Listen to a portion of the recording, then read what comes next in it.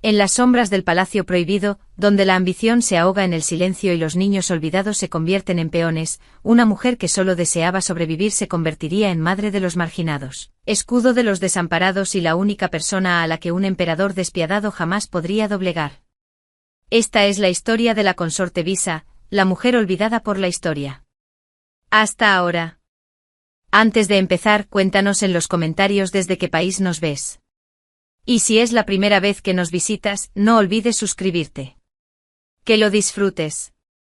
La sangre en el suelo de mármol aún estaba fresca cuando me trajeron al niño.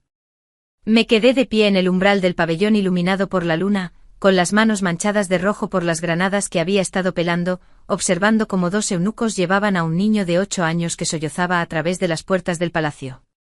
Detrás de ellos los sirvientes arrastraban baúles con pertenencias como si se estuvieran deshaciendo de pruebas, lo cual supuse que era cierto. Consorte Visa, dijo el eunuco jefe Marcus con voz cuidadosamente neutral. Por decreto de su majestad el emperador, se le asigna la tutela del 7º príncipe Nathan. Su madre, la noble consorte Helena, fue ejecutada al amanecer por traición. El niño Nathan me miró con unos ojos demasiado viejos para su rostro, ojos que habían visto morir a su madre hacía apenas unas horas. Yo había transmigrado a este cuerpo exactamente 2 años antes. En mi vida anterior, había sido psicóloga infantil en Manhattan, especializada en casos de trauma. Ahora era Visa Brennan, hija de un recaudador de impuestos de bajo rango, la consorte de menor importancia en el palacio imperial de la dinastía Qian. Sin poder, sin apoyo, sin hijos propios, solo una mujer olvidada en un rincón olvidado de un palacio que devoraba gente viva. Cuando llegué a este mundo y comprendí mi situación, tomé una decisión sencilla. Sobrevive siendo invisible. No conspires. No compitas. No llames la atención. Pero al mirar a Nathan, la forma en que sus pequeñas manos se aferraban al colgante de jade de su difunta madre, el temblor en su labio inferior que intentaba desesperadamente controlar, sentí que algo se rompía en mi pecho. Gracias, eunuco jefe Marcus, me oí decir. Por favor, coloquen sus pertenencias en la habitación oriental y avisen a las cocinas. El joven príncipe necesitará leche tibia con miel antes de acostarse. Ayuda a los niños a dormir. Marco arqueó una ceja e hizo una reverencia. Como desee, consorte Visa. Cuando se marcharon, me agaché a la altura de Nathan, manteniendo la distancia para no asustarlo. En mi vida anterior, había aprendido que los niños traumatizados necesitaban espacio y control, no afecto asfixiante. Alteza, dije con suavidad, sé que hoy ha sido imposible. No tienes que hablar. No tienes que hacer nada. Pero cuando estés listo, detrás de este pabellón hay un jardín donde cultivo peonías. Tu madre adoraba las peonías. Pensé que tal vez te gustaría plantar una para ella. Durante un largo rato se quedó mirándome fijamente. Luego, casi inaudible, susurró. Mamá decía que las peonías florecen incluso en la tierra más oscura. Tenía razón, respondí con un nudo en la garganta. ¿Quieres ver? Asintió una vez. Fue un comienzo. Nathan llevaba 3 meses conmigo cuando trajeron al segundo niño. Esta vez era un bebé de apenas 4 semanas, con el rostro aún enrojecido y llorando desconsoladamente. Su madre, la consorte Adelaide, había fallecido de fiebre. No tiene parientes que la reclamen. Ninguna facción que la proteja. La 4ª princesa celeste, anunció el eunuco jefe Marcus, con un semblante casi de disculpa. Su majestad cree que la pericia de la consorte Visches en el cuidado de niños la convierte en la tutora ideal. Es decir, nadie más la quería, y yo era de rango demasiado bajo para negarme. Mi doncella Iris parecía horrorizada. Señora, se están aprovechando de usted. Primero el 7º príncipe, y ahora una princesita. Ni siquiera la compensan como corresponde. Tenía razón. Mi ración de arroz, tela y leña no había aumentado a pesar de tener que cuidar ahora de 2 niños reales. Pero al tomar a Celeste en mis brazos y sentir su pequeño puño cerrarse alrededor de mi dedo, no pude sentir nada. Iris, dije en voz baja, ve al almacén y solicita suministros adicionales. Diles que es por decreto imperial. Ahora estamos alojando a niños de la realeza. No se atreverán a negarse. Lo que no esperaba era que Nathan se acercara en pijama, mirando al bebé con curiosidad. ¿Es mi hermana?, preguntó. Tu hermanastra, corregí con suavidad. La princesa Celeste. Extendió un dedo con cuidado y Celeste lo tomó de inmediato, amainando su llanto. El rostro de Nathan se iluminó con la primera sonrisa sincera que le había visto. «Es tan pequeña», susurró. «¿Puedo ayudar a cuidarla, Madre Visa?» Madre Visa. Era la primera vez que me llamaba así. Me ardían los ojos. Claro que sí, Nathan. Todo buen hermano mayor ayuda.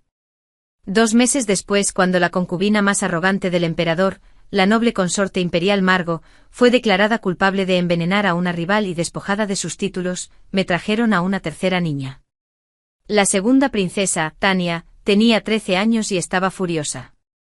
No me quedaré aquí, anunció nada más llegar, con la voz cargada de desdén mientras examinaba mi modesto pabellón. En un rincón olvidado con una consorte cualquiera. Soy la hija de la noble consorte imperial Margo. Me merezco algo mejor que esto. Detrás de ella, Nathan abrazaba con fuerza a la pequeña Celeste. Iris parecía a punto de echar a Tania a ella misma. Pero vi más allá de la ira, hasta lo que se escondía debajo, terror. Esta niña había pasado de ser la niña más privilegiada del palacio a una paria de la noche a la mañana. Su madre estaba en el Palacio Frío, el lugar donde las mujeres imperiales iban a morir lentamente. Su mundo se había hecho añicos. Necesitaba establecer límites, pero no quebrantarla. Princesa Tania, dije con calma. Tiene usted toda la razón. Te mereces algo mejor. Algo mejor que verte separada de tu madre. Algo mejor que ser tratada como una carga. Mejor que la crueldad de este palacio. Desafortunadamente, rara vez recibimos lo que merecemos. Pero esto es lo que puedo ofrecerte. Respeto, seguridad y un lugar donde no tengas que fingir ni actuar. La pregunta es, ¿estás dispuesto a quedarte? Me miró fijamente, su máscara resquebrajándose. Entonces, para mi sorpresa, sus ojos se llenaron de lágrimas. Te odio, susurró. Os odio a todos. Lo sé, respondí con dulzura. No pasa nada. Ódiame todo lo que quieras. Pero lo harás comiendo regularmente y durmiendo en una cama caliente. Esas son las reglas. Pasaron 3 semanas antes de que Tania cenara con nosotros. 5 semanas antes de que dejara que Nathan le enseñara a jugar al juego de estrategia Bechi. 7 semanas antes de que sostuviera a Celeste por primera vez. El día que me llamó Madre Visa por primera vez con voz débil y vacilante. Tuve que apartar la mirada para ocultar mis lágrimas. Vine a este mundo con el único deseo de sobrevivir. En cambio, estaba construyendo algo que jamás imaginé. Una familia. El príncipe heredero apareció por primera vez en mi pabellón durante el Festival del Medio Otoño. El príncipe Daniel era el hijo mayor del emperador y heredero aparente, un muchacho serio y correcto de 11 años que había sido criado por la emperatriz desde su nacimiento. Lo había visto ocasionalmente en banquetes palaciegos, siempre erguido, siempre diciendo exactamente lo correcto. Así que cuando oí que llamaban a mi puerta pasada la medianoche y lo encontré allí de pie, en pijama, abrazando una almohada, pensé que estaba alucinando. Su Alteza, parpadeé. ¿Está todo bien? Consorte Visa. Dijo formalmente aunque su voz tembló ligeramente. Le pido disculpas por la interrupción tardía. Me preguntaba si tal vez podría quedarme aquí esta noche. Tuve una pesadilla y la emperatriz está ocupada. Detrás de mí Nathan se había despertado y se acercó frotándose los ojos. Hermano Daniel. Me iré si es inapropiado, añadió Daniel rápidamente perdiendo la compostura. Solo pensaba, puedes quedarte, dije de inmediato, haciéndome a un lado. Pasa. Estaba preparando leche caliente para Celeste. ¿Quieren un poco? El alivio en su rostro fue desgarrador. Esa noche, Daniel durmió en una pequeña cuna que colocamos junto a la cama de Nathan. Me desperté varias veces para ver cómo estaban y encontré al príncipe heredero acurrucado como cualquier niño, con su máscara de perfecta compostura finalmente desvanecida. Se marchó al amanecer, haciendo una reverencia formal y agradeciéndome con toda la cortesía del lugar. Supuse que sería algo puntual. Pero 3 noches después regresó. Y de nuevo la semana siguiente. Y la siguiente. Su Alteza, finalmente dije una tarde mientras él ayudaba a Nathan con la tarea de caligrafía mientras yo alimentaba a Celeste. ¿No se pregunta la emperatriz a dónde vas por las noches? Daniel hizo una pausa en su pincel. Mamá no se da cuenta, dijo en voz baja. Siempre está triste. Mi padre dice que su familia murió en las guerras fronterizas y que ella nunca se recuperó. Cumple con sus deberes como emperatriz, pero no del todo. No le gusta que le recuerden que soy hijo de mi padre. Todo cobró sentido. La familia de la emperatriz había sido enviada a morir al frente por el propio emperador, una purga política disfrazada de despliegue militar. Había perdido a su padre, a sus hermanos, a todo su clan. Y cada vez que miraba a Daniel, veía el rostro del hombre que había destruido su vida. Ya veo, dije con cautela. Bueno, príncipe Daniel, siempre será bienvenido aquí cuando necesite un lugar donde estar. No se requieren formalidades. Me miró y por primera vez vi lágrimas en sus ojos. Gracias, Madre Visa. El título se extendió más rápido de lo que esperaba. La Madre Visa del príncipe heredero. La mujer que criaba a los niños abandonados del palacio. En cuestión de meses, incluso las demás consortes empezaron a usarlo. Aunque no supe si era por respeto o burla. Me daba igual. Ahora tenía 4 hijos y, contra todo pronóstico, éramos felices. La emperatriz me convocó el primer día de invierno. Apenas había hablado con la emperatriz Catalina más allá de los saludos formales en los banquetes. Era una mujer fría y elegante que se movía por el palacio como un fantasma, presente pero sin vida, respirando pero sin existir. Su palacio era hermoso y completamente vacío. Ni una palabra. Ni una risa. Solo sirvientes silenciosos y el tenue aroma del incienso. Consorte Visa, dijo ella, modulando cuidadosamente su voz. Gracias por venir. Quería hablarles de mi hijo. El príncipe Daniel es un joven extraordinario, Majestad, respondí con cautela. Inteligente, amable y te llama madre. Me quedé helada. La emperatriz continuó sin cambiar su tono. No me ha llamado así desde que tenía 6 años. Pasa más noches en el pabellón iluminado por la luna que en la residencia del príncipe heredero. La corte lo ha notado. Algunos lo consideran inapropiado. Majestad, si me he extralimitado, me malinterpreta. Me miró directamente por primera vez. No estoy enfadada. Estoy agradecida. La sorpresa debió de reflejarse en mi rostro. No soy una buena madre, consorte Visa, dijo la emperatriz en voz baja. Cada vez que miro a Daniel veo a su padre, el hombre que envió a mi familia a la muerte. Sé que no es culpa del niño. Sé que me necesita. Pero yo no puedo ser lo que necesita. Estoy demasiado rota. Respiró hondo, temblando. No me queda mucho tiempo de vida. Mi afección cardíaca empeora cada año. Cuando yo ya no esté, Daniel necesitará a alguien. No como emperatriz, el emperador concertará el matrimonio político que le convenga, sino como madre. Alguien que lo vea como un hijo, no como una pieza de ajedrez. Majestad, prométamelo, interrumpió ella con voz ahora feroz. Prométeme que lo protegerás. Ámalo. Sé lo que yo no puedo ser. ¿Qué podía decir? Hice una profunda reverencia. Lo prometo, Majestad. Murió 3 semanas después, desplomándose en el jardín durante la primera nevada. Daniel encontró su cuerpo. Tenía 12 años. La noche después del funeral, vino al pabellón iluminado por la luna y lloró en mis brazos durante horas. Nathan se sentó a un lado, Tanya al otro, ambos sosteniendo las manos de su hermano. Celeste, que ahora tiene 2 años, le dio una palmadita en la rodilla con sus manitas regordetas. Está bien, hermanito Daniel, dijo. Su madre, Visa, dice que está bien estar triste.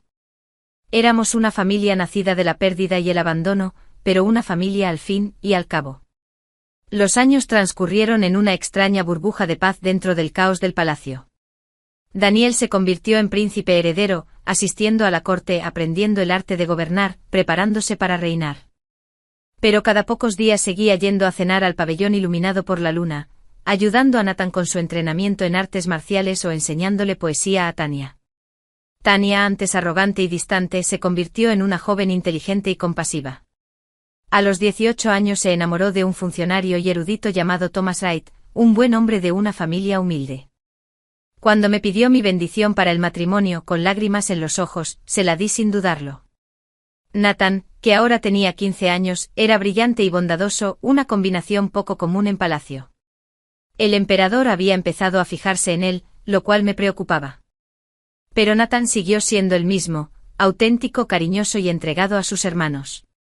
Celeste se convirtió en una niña alegre y curiosa que, de alguna manera, contagiaba su alegría a todos los que la rodeaban. Incluso el severo eunuco Marcus sentía un cariño especial por ella. En lo que a mí respecta, me sentía satisfecho. Nunca busqué el poder, nunca participé en esos juegos, nunca intenté ascender. Simplemente viví, crié a mis hijos, cuidé mi jardín y conté historias por la noche. Las demás consortes del palacio casi me ignoraban. No representaba ni una amenaza ni una oportunidad, solo la extraña mujer que recogía niños no deseados. Pero al cumplir 40 años, algo cambió. El emperador me convocó a su estudio privado, algo que nunca había hecho antes. Lo había visto quizás 10 veces en total durante mis años en palacio, siempre de lejos en actos oficiales. Al entrar, estaba de pie junto a la ventana, mirando hacia los jardines. Tenía 50 años, seguía siendo apuesto pero con canas en las sienes. Consorte Vicia, dijo sin volverse. ¿Sabe por qué la he llamado? No, Majestad. Llevas 16 años en este palacio. En todo este tiempo jamás has pedido nada. Jamás has buscado ningún favor. Nunca conspiró. Ni siquiera pidió verme. ¿Por qué? La pregunta me tomó por sorpresa. Sí, estoy contento con lo que tengo, Majestad. Finalmente se giró estudiándome con una intensidad que me incomodó. ¿Contento? Qué palabra tan extraña para oír en este lugar. La mayoría de la gente aquí nunca está contenta. Siempre quieren más, más poder, más riqueza, más favores. Pero tú. Negó con la cabeza. Has criado a 5 de mis hijos, incluido el príncipe heredero. No has pedido nada a cambio. Eso me resulta sospechoso. Majestad, no tengo más ambiciones. Lo sé, interrumpió. Llevo años vigilándolo. Eres tan simple como pareces. Lo que te convierte quizá en la mujer más peligrosa de este palacio. Se me heló la sangre. Peligroso, Majestad. Peligroso, confirmó. Porque te has ganado algo que creía imposible, el amor sincero de mis hijos. Daniel daría la vida por ti. Nathan te adora. Incluso Tanya, que odia a todo el mundo, se enternece al hablar de ti. ¿Entiendes qué clase de poder es ese? No supe qué decir. Era una amenaza. ¿Una advertencia? El emperador suspiró. No voy a castigarte, consorte Visa. Voy a darles las gracias. Y a advertirles. El tribunal está cambiando. Los ministros están inquietos. Se están formando facciones en torno a cada príncipe. Mantente al margen. Mantén la cabeza gacha. Sigue siendo invisible. Es la única manera de que tú y tus hijos sobrevivan a lo que se avecina. Me despidió sin decir una palabra más. Regresé al pabellón iluminado por la luna con una sensación de pavor que no podía sacudirme. La advertencia del emperador resonaba en mi mente. No te metas. Pero el destino, como estaba descubriendo, tenía otros planes. Todo empezó con un susurro. La noble consorte Helena, la madre ejecutada de Nathan, había sido una traidora. Siempre lo supimos. Pero ahora, 18 años después de su muerte, surgieron nuevas pruebas. Ella tenía un cómplice. Alguien que aún estaba en palacio. Alguien cercano a la familia imperial. La investigación se extendió por el tribunal como la pólvora. Se interrogó a las parejas. Los sirvientes desaparecieron. El emperador se volvió paranoico viendo conspiraciones por todas partes. Y entonces arrestaron a Lady Margaret, una de las consortes de rango medio del emperador.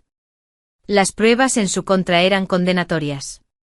Cartas, reuniones con los familiares supervivientes de Helena. Planes para derrocar a la corona. Fue condenada al Palacio de Invierno. La muerte en vida reservada para las mujeres imperiales caídas. Pero ella tenía una hija. La quinta princesa, Lidia, que solo tenía 6 años. Ya sabía lo que iba a pasar incluso antes de que llegara el eunuco jefe Marcus. Consorte Visa, dijo con aire de disculpa. Por decreto de su majestad, la quinta princesa viene a mí. Terminé. Entiendo. Lidia llegó esa noche silenciosa y aterrorizada. A diferencia de la ira de Tania o el dolor de Nathan, Lidia simplemente se bloqueó. No lloró. No habló. No reaccioné. Reconocí el trauma. Disociación severa. Durante semanas la dejé tranquila. Me aseguré de que comiera, se bañara y durmiera. Le hablé con dulzura sobre cosas sencillas, el tiempo, el jardín, los pájaros. Nunca mencioné a su madre ni lo que había sucedido. Celeste, que ahora tenía 10 años, se convirtió en la sombra de Lidia. A donde quiera que iba Lidia, Celeste la seguía, parloteando sobre tonterías, mostrándole flores, llevándola a ver los peces del estanque. Lenta y dolorosamente, Lidia comenzó a descongelarse. El gran avance llegó 2 meses después, cuando Lidia susurró sus primeras palabras: «¿Mamá tiene frío en el palacio frío?» Me senté a su lado. «Sí, cariño. Lo es. Es un lugar difícil. ¿Puedo enviarle una manta?» Su petición me partió el corazón. Veré qué puedo hacer. Usé todos los favores que había ahorrado durante 16 años para que le entregaran esa manta. No era mucho. Pero cuando Lidia supo que había llegado a manos de su madre, lloró por primera vez con fuertes sollozos de alivio. «Gracias, madre Visa», susurró contra mi hombro. «Gracias». Ahora éramos 6. 6 niños que habían sido descartados, ignorados u olvidados. 6 niños que se habían encontrado. Pero la paz no duraría. La boda de Tania fue preciosa. Se casó con Thomas Wright en los jardines del palacio, rodeada de todos nosotros. Lucía radiante con sus ropas rojas y doradas, sus ojos brillaban de felicidad. «Gracias, madre Visa», susurró mientras yo le ajustaba el velo. «Por todo. Por verme cuando estaba en mi peor momento. Por nunca rendirse conmigo». «Nunca necesitaste que te arreglaran, Tania», respondí con los ojos humedecidos. «Solo necesitabas amor». Esa misma noche partió hacia su nuevo hogar, de la mano de su esposo. Al verla partir, sentí alegría y tristeza a la vez. Una hija dejaba el nido. Quedaban 5. Daniel, de 24 años, estaba siendo presionado para casarse. La corte exigía una princesa heredera. Los ministros presentaron candidatas, hijas de familias poderosas, alianzas políticas, matrimonios estratégicos. «No amo a ninguno de ellos», confesó Daniel una noche durante la cena. «Todos están actuando, interpretando papeles. Quiero lo que tiene Tania. Alguien que me vea como Daniel, no como el príncipe heredero». «La encontrarás», dijo Nathan con seguridad. Tenía 20 años y era un general hábil que se había distinguido en la frontera norte. «Alguien digno de ti, hermano». Lo que ninguno de nosotros esperaba era que Daniel encontrara el amor con Eleanor Chan, la hija de un ministro de bajo rango. Era callada e inteligente y no le impresionaban en absoluto los títulos nobiliarios. Cuando Daniel nos la presentó, enseguida vi lo que él vio en ella: autenticidad. El tribunal se escandalizó. El emperador estaba furioso. Pero Daniel se mantuvo firme. «Me casaré con Leonor», declaró en una reunión del consejo, «o no me casaré en absoluto». Madre Visa me enseñó que el amor verdadero vale más que cualquier ventaja política. Le creo. El emperador, sorprendentemente, cedió. Tal vez estaba cansado de luchar. Tal vez se veía reflejado en la determinación de Daniel. O tal vez simplemente reconoció que su hijo había heredado la fortaleza de su madre. Daniel y Leonor se casaron en una ceremonia sencilla. Ella se convirtió en la princesa heredera Leonor, aunque la corte murmuraba sobre su origen humilde. Yo fui la madre del novio y lloré durante todo el evento. Nathan fue el padrino. Celeste y Lidia fueron las damitas de honor. Nos estábamos convirtiendo en algo que jamás imaginé cuando llegué a este mundo. Una verdadera familia unida no por la sangre, sino por la elección. Pero la felicidad en palacio siempre es efímera. Sucedió una mañana que comenzó como cualquier otra. Estaba cuidando mi jardín, con Lidia ayudándome a plantar crisantemos, cuando apareció el eunuco Marcus. Su rostro estaba ceniciento. Consorte Visa, dijo en voz baja. Su Majestad ha liberado a alguien del Palacio de Hielo. Se me heló la sangre. ¿Quién? La noble consorte Margo. El mundo se tambaleó. Margo, la madre de Tania. La mujer que había sido condenada al Palacio de Hielo 20 años atrás. La mujer a la que supuestamente habían dejado morir allí. Eso es imposible, murmuré. Lo era. ¿Por qué ahora? Marcus negó con la cabeza. No lo sé. Pero ha recuperado su antiguo rango. El emperador le ha dado un nuevo nombre y linaje. Ya no es la deshonrada Margo sino Lady Victoria, hija del gran canciller. Es como si su pasado hubiera sido borrado. Me sentí mal. Esa tarde Margo Victoria llegó al pabellón iluminado por la luna. 20 años en el frío palacio no la habían doblegado. Si acaso parecía más peligrosa, más delgada, más dura, con unos ojos que ardían con algo frío y calculador. Consorte Visa, dijo con voz aterciopelada. Qué amable de su parte cuidar de mi hija durante todos estos años.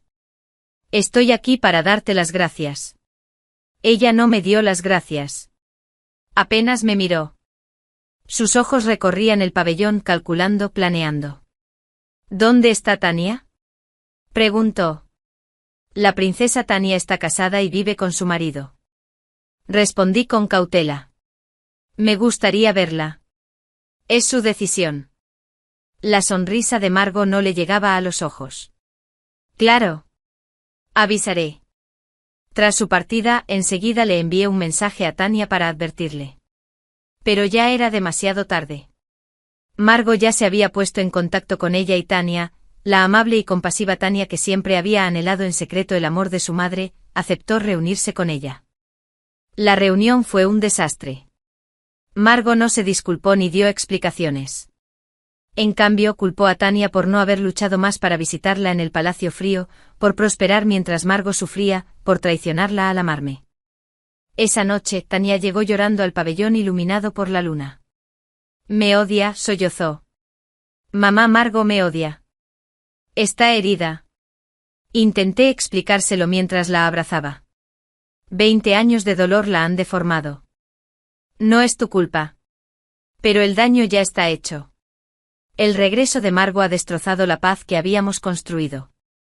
Y entonces las cosas empeoraron. El emperador empezó a pasar todo su tiempo con Margo. La colmaba de regalos, la elevaba de estatus y escuchaba sus consejos. Era como si estuviera obsesionado. Daniel, ahora príncipe heredero preparándose para ascender al trono, estaba preocupado. Algo anda mal, me dijo en privado. Mi padre se comporta de forma errática. Despide a buenos ministros por consejo de Margo. Está planeando cambios en la sucesión que no tienen sentido. ¿Qué clase de cambios?, pregunté temiendo la respuesta. Quiere que Nathan sea el príncipe heredero en lugar de mí. El mundo se me vino abajo. Que Nathan fuera príncipe heredero significaría la muerte de Daniel. Así funcionaba la sucesión en la dinastía Qian. Solo podía haber un heredero. Eso es una locura, dije. Nathan no quiere el trono. Nunca lo ha querido. Lo sé. Pero Margo ha convencido a papá de que soy demasiado blanda, demasiado influenciable por ti.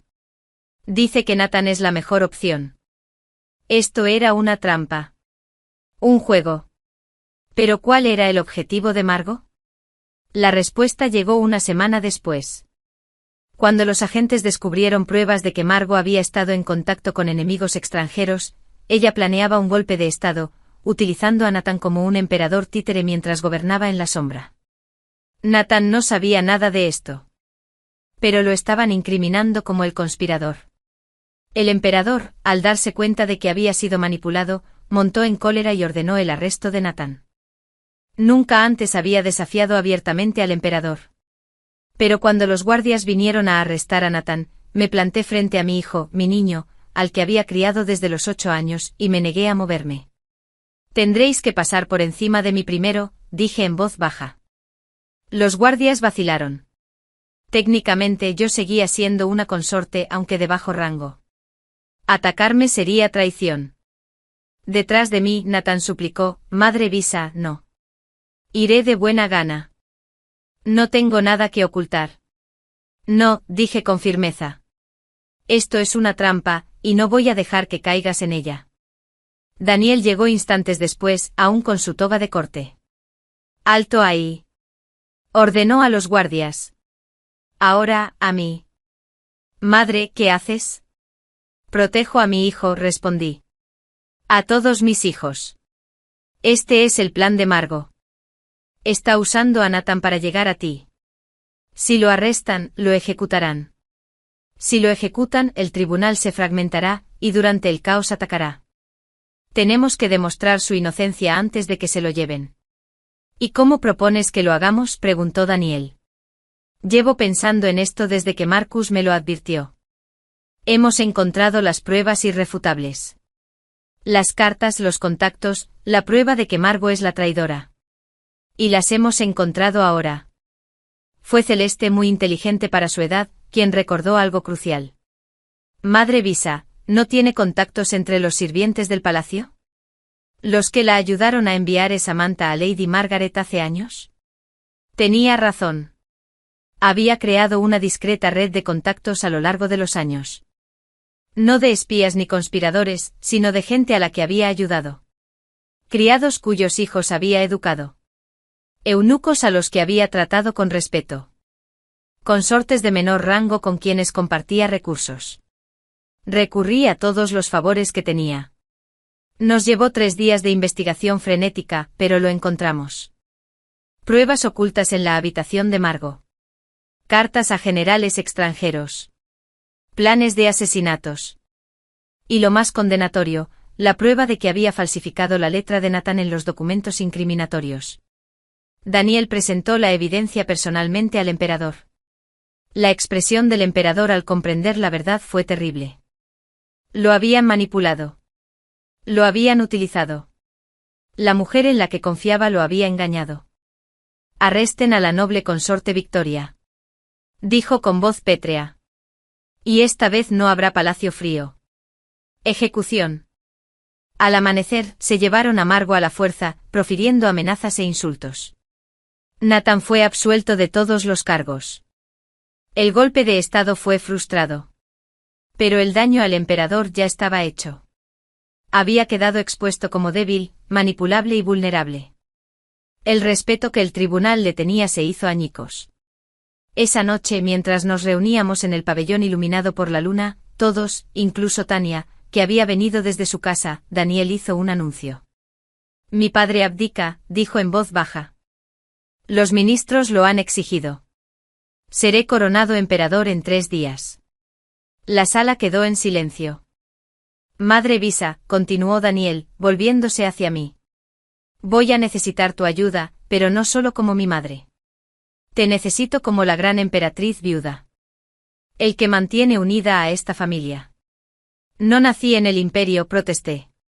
No tengo linaje, no. Nos tienes a nosotros, interrumpió Natán. A todos nosotros. Eso vale más que cualquier linaje. Celeste asintió. Por favor, madre. Te necesitamos. Incluso Lidia, la callada Lidia, habló. Nunca nos has abandonado. No empieces ahora. Miré a mi alrededor, a esos rostros a los que había llegado a amar más que a mi propia vida. 5 niños abandonados que habían encontrado un hogar juntos. Está bien, susurré. Me quedaré. El reinado de Daniel comenzó con prosperidad. Fue un emperador justo e inteligente que se preocupaba sinceramente por su pueblo. La corte se estabilizó. Natán fue nombrado general de los ejércitos del norte. El esposo de Tania, Thomas, ascendió a ministro de Derechos. Celeste, con 13 años, demostraba un talento académico excepcional y ya llamaba la atención de familias nobles, aunque insistimos en que se centrara primero en sus estudios. Lidia, aún tímida pero ya no traumatizada, estudiaba medicina. Creí que por fin habíamos encontrado la paz, pero debería haberlo sabido. La ejecución de Margot había causado revuelo. Sus partidarios, ocultos en las sombras, buscaban venganza. Y su objetivo era aquel a quien culpaban de su caída. Nathan. Empezó con cosas pequeñas. Nathan se está volviendo más retraído. Se pierde las cenas familiares. Evita el contacto visual. Está ocupado con sus deberes militares, insistió Daniel cuando expresé mi preocupación. Pero algo no cuadraba. Entonces apareció en la corte la hija de Margot, no Tania, sino una hermanastra menor cuya existencia desconocíamos. Se llamaba Sofía, era hermosa, manipuladora y, de algún modo, había convencido al emperador para que le concediera un título.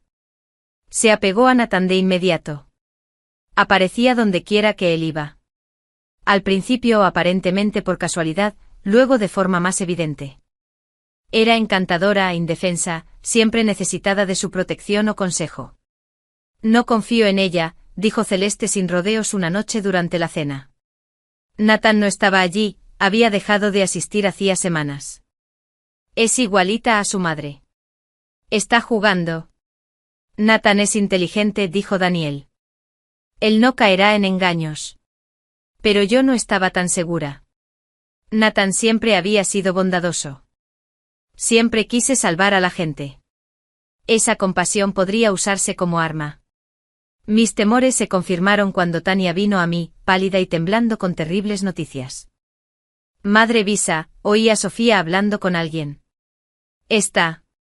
Le ha estado dando algo a Nathan.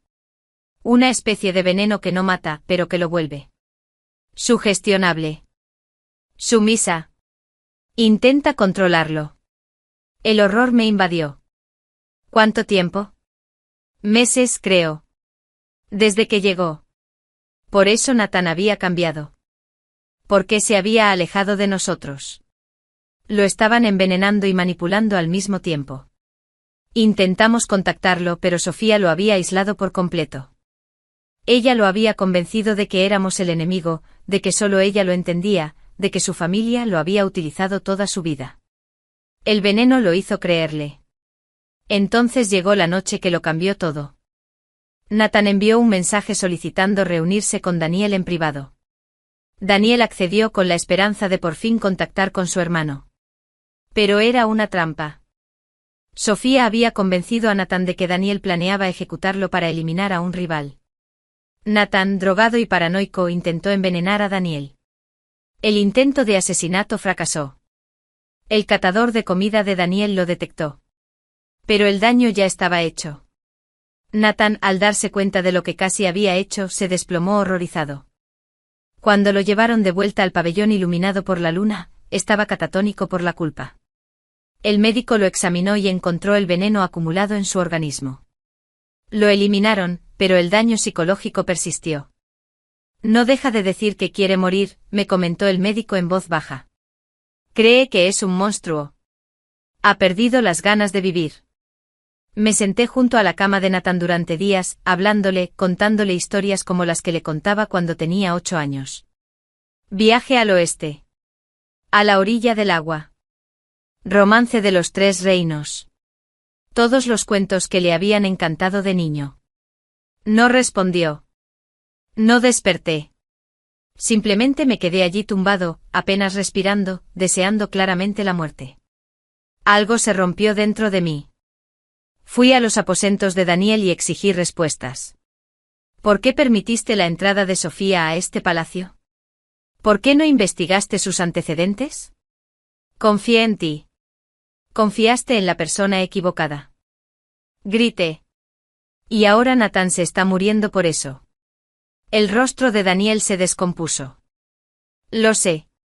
Lo sé. Le fallé. Les fallé a todos. Fue entonces cuando Sofía hizo su último movimiento. Se presentó ante el emperador, afirmando estar embarazada del hijo de Nathan. Que se habían casado en secreto. Que ella merecía ser elevada a princesa consorte. Todo eran mentiras, pero había falsificado pruebas. Documentos. Testigos a los que había sobornado. Daniel, exhausto y agobiado por la culpa, podría haberle creído. Pero Celeste, la brillante y tenaz Celeste, hizo lo que yo debía haber hecho desde el principio. Investigó. Descubrió la verdad. Sofía había estado trabajando con los restos del grupo de seguidores de Margot desde el principio. El objetivo nunca fue el matrimonio ni el estatus. Era destruir a nuestra familia desde dentro. Nos hacen destrozarnos entre nosotros. Ante las pruebas, Sofía intentó huir. Fue capturada a las puertas de la ciudad. Su ejecución fue silenciosa, sin ceremonia. El linaje de Margot finalmente se extinguió. Pero Nathan seguía sin despertar. Los días se convirtieron en semanas. Las semanas se convirtieron en meses. Los meses se convirtieron en años. Nathan yacía en el pabellón iluminado por la luna, respirando pero sin vida. El médico dijo que su cuerpo se estaba recuperando. Pero su mente se había retirado a un lugar inaccesible. Me negué a abandonarlo. Cada noche me sentaba junto a su cama y le contaba historias. Hablábamos del pasado. Sobre el día en que llegó a mi pabellón, asustado y afligido. Sobre enseñarle a hacer cometas de papel. Sobre verlo convertirse en un hombre bondadoso y valiente. Hablé del presente. Del sabio gobierno de Daniel. De los hijos de Tania. Hablé sobre la labor de Celeste fundando escuelas para niños pobres. Sobre cómo Lidia se convirtió en la médica jefe del palacio. Y hablé sobre el futuro. Sobre todo lo que hacíamos cuando despertaba. Pasó un año. Nació el primer hijo de Daniel. Le pusimos de nombre Nathan, en honor a su tío. Pasaron 2 años. Celeste se casó con un erudito al que amaba. Su boda fue preciosa, aunque había un asiento vacío reservado para su hermano. Pasaron 3 años. El hijo mayor de Tania empezó el colegio. Fue a visitar a Nathan y le contó sobre el primer día de su hija. Pasaron 4 años. Lidia salvó la vida del emperador Daniel durante una grave enfermedad. Fue nombrada médica de la corte, la primera mujer en ocupar el cargo. Transcurrieron 5 años. Nació la segunda hija de Daniel. Tenía los ojos de Nathan. Pasaron 6 años. Cumplí 47. Ya tenía el pelo completamente canoso. Me dolían las articulaciones. Pero aún así, todas las noches me sentaba junto a Nathan a contarle historias. Pasaron 7 años. Era mi cumpleaños el mismo día en que llegué a este mundo hace 25 años. Toda la familia se reunió en el pabellón iluminado por la luna. Daniel con su esposa e hijos. Tania con su esposo y 4 hijos. Celeste y su esposo. Lidia con sus textos médicos. Incluso algunos de los pastores y sus familias. Nos reunimos alrededor de la cama de Nathan como siempre. Llevaba un mes contándole mi viaje al oeste, repitiendo cuidadosamente la historia de memoria. Y así, con la voz ronca por la edad y la emoción, dije, el monje Tang Sanzang y sus discípulos superaron las 81 pruebas. Llegaron al cielo occidental y obtuvieron las escrituras sagradas. San Wukong, el rey mono, por fin encontró lo que tanto había buscado. Libertad, susurró una voz ronca. La habitación quedó en completo silencio. Me giré lentamente con miedo a ilusionarme, con miedo a respirar. Nathan tenía los ojos abiertos. ¿Acaso San Wukong encontró la libertad, Madre Visa? Susurró con voz débil pero inconfundiblemente suya. Las lágrimas corrían por mis mejillas. A mi alrededor oí jadeos, sollozos, exclamaciones de sorpresa. Pero no aparté la vista de mi hijo. Sí, dije con la voz quebrada. Sí, encontró su libertad. El hechizo que lo aprisionaba se rompió. Ya no estaba sujeto a la voluntad de nadie. Se convirtió en el gran sabio, igual al cielo y a la verdad, libre para vagar entre el cielo y la tierra, dueño de sí mismo para siempre. Los ojos de Nathan se llenaron de lágrimas. Eso es bueno, susurró. Eso es bueno. Entonces sonrió, la misma sonrisa tímida y amable que me había dedicado 23 años atrás cuando llegó por primera vez a mi pabellón. Madre Visa, dijo en voz baja. Siento haber tardado tanto en volver a casa. Tomé su mano y la apreté con fuerza. Estás aquí ahora. Eso es lo único que importa. A nuestro alrededor, la familia se apiñó. Daniel sujetaba con fuerza la otra mano de Nathan, Tania sollozaba apoyada en su marido, Celeste reía y lloraba a la vez, Lidia le controlaba las constantes vitales mientras le secaba las lágrimas. Estábamos juntos de nuevo. Rotos con cicatrices pero juntos. Y por primera vez en 7 años, el pabellón iluminado por la luna se llenó de alegría. La recuperación de Nathan fue lenta pero constante. La primera semana apenas podía sentarse. El primer mes empezó a comer alimentos sólidos de nuevo. El primer año comenzó a caminar por los jardines. Nunca regresó al servicio militar. El trauma de aquellos meses con Sofía, el horror de lo que casi había hecho, lo habían transformado. Pero encontró una nueva vocación, la enseñanza. Abrió una escuela para niños abandonados o huérfanos, niños que, como todos nosotros, lo habíamos sido de una u otra forma. Les enseñó a leer, a escribir, estrategias y bondad. Les demostró que su pasado no definía su futuro. El reinado de Daniel se conoció como la era de la justicia benevolente. Gobernó con sabiduría y compasión, consultando siempre con su familia antes de tomar decisiones importantes. Sus hijos crecieron tanto en el pabellón iluminado por la luna como en el palacio, aprendiendo de todos sus tíos y tías. El marido de Tania, Thomas, llegó a ser gran canciller. Sus 4 hijos eran brillantes, bondadosos y no les impresionaba en absoluto la política de la monarquía. Visitaban la casa con frecuencia, llenando el pabellón de risas y bullicio. Las escuelas de Celeste se extendieron por todo el imperio. La educación se hizo accesible a personas que jamás habían soñado con aprender a leer. Llegó a ser conocida como la princesa erudita, y su legado perduró más que el nuestro. Lidia revolucionó la medicina en el palacio y más allá. Formó a otras médicas, escribió textos médicos y salvó innumerables vidas. La niña tímida y vulnerable que llegó a mi pabellón se convirtió en una de las figuras más respetadas del imperio.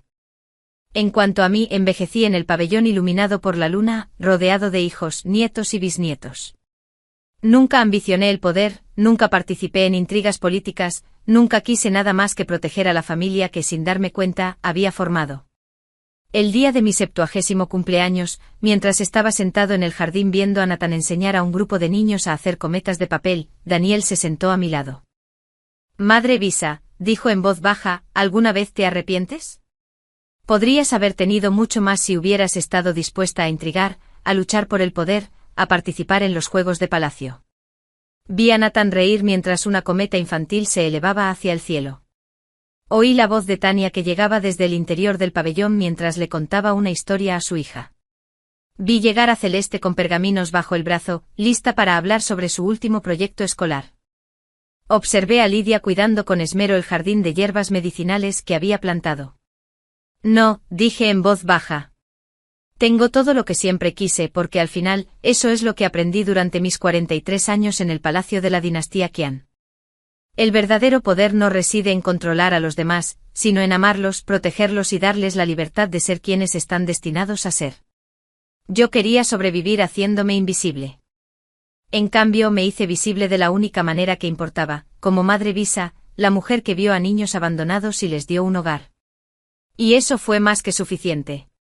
Si esta historia te conmovió, no olvides darle me gusta, compartirla y suscribirte para recibir más historias inspiradoras cada día. Gracias por ver el vídeo.